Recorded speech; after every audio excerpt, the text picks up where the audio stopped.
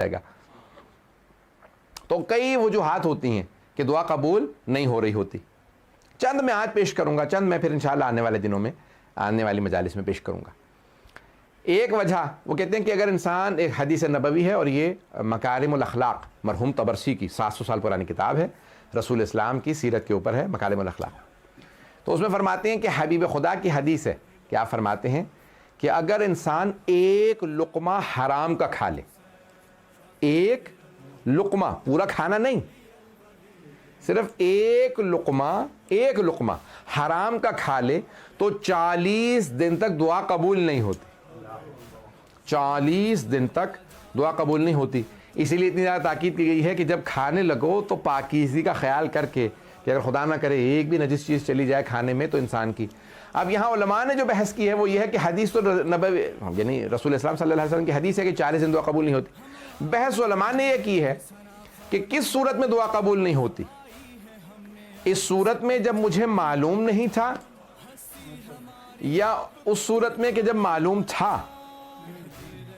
بھئی جب معلوم تھا, مجھے معلوم ہے حرام ہے, میں نے کھا لیا, اب دعا قبول نہیں ہوگی. یا نہیں, اس صورت میں بھی قبول نہیں ہوتی جب نہیں معلوم تھا. علماء کہتے ہیں جب معلوم ہو تو گناہ بھی ہے اور اثر بھی ہے. اگر پتا تھا کہ حرام ہے تو گناہ بھی ہے اور اثر بھی ہے, لیکن اگر معلوم نہیں تھا تو گناہ نہیں ہے, اثر ہے. پتہ نہیں بات پہنچی یا نہیں پہنچی.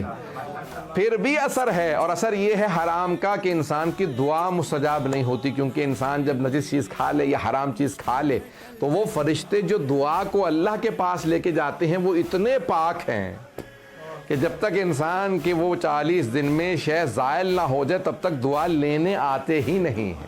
پتہ نہیں بات پہنچی یا نہیں پہنچی. وہ جو دعا لینے کے لیے فرشتے آتے ہیں, مجھے نہیں معلوم, میں آپ لوگوں کو بور تو نہیں کر رہا ہوں.